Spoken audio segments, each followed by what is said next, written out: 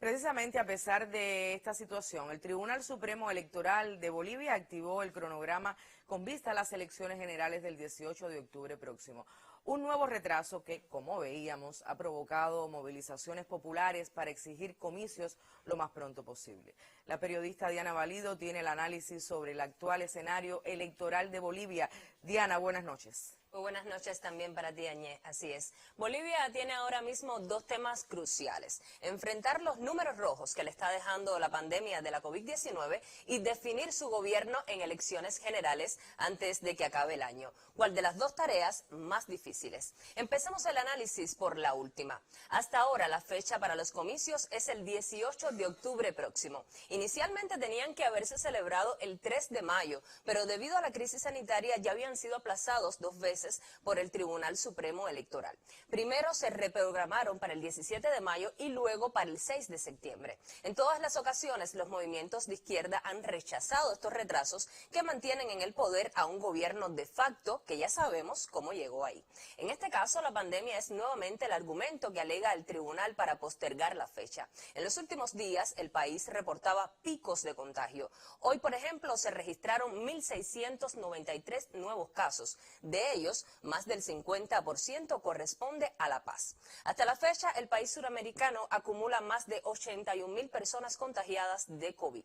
Tal parece que la pandemia pudiera salvarle la campana o alargarle las horas en el poder a Yanín Áñez. Pero en todo caso, si las cifras hoy muestran ese panorama tan triste, se debe a la ineficiencia del gobierno en la contención del virus. Las movilizaciones en varios puntos del país en su contra evidencian que un porciento importante de la población exige su salida y un cambio en la situación política del país. Si fueran a apoyar al grupo de poder que ella representa en las elecciones, no estarían en las calles. El voto de quienes hoy bloquean las carreteras y protagonizan las movilizaciones será probablemente para el candidato del Movimiento al Socialismo Más, Luis Arce.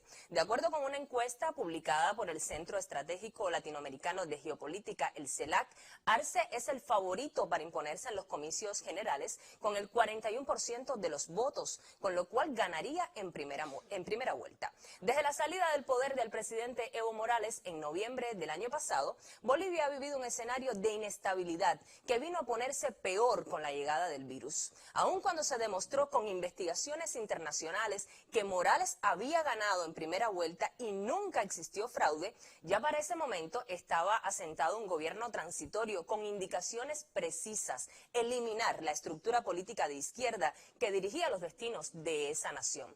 No por gusto empezó una cacería de brujas contra todos los ministros de Evo Morales, acusados de delitos sin pruebas de nada concluyente, pero acusados al fin, con el objetivo de neutralizar a esa fuerza política.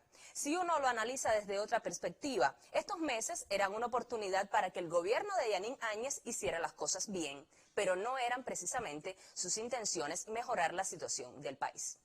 Solo un dato para ilustrar mejor el actual escenario. Durante la gestión de Evo se invirtió 2.500 millones de dólares en salud, solamente en centros de salud, y con ello mejoró en gran magnitud los indicadores de vida de la población. ¿Cómo es posible que con esa infraestructura se reporten cifras tan graves de contagios por COVID?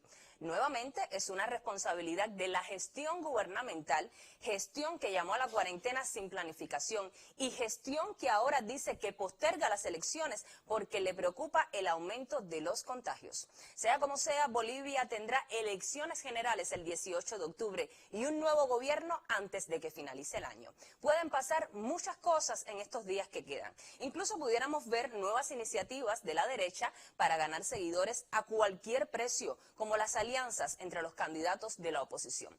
Pero si todo se mantiene como indican las encuestas, el movimiento del MAS volverá a dirigir la nación. Lo preocupante es en qué condiciones llegará el país a esa fecha y cómo reaccionará la oligarquía que hoy mantiene la transición cuando los votos les marquen el final de su temporada en el poder. Así me despido. Buenas noches.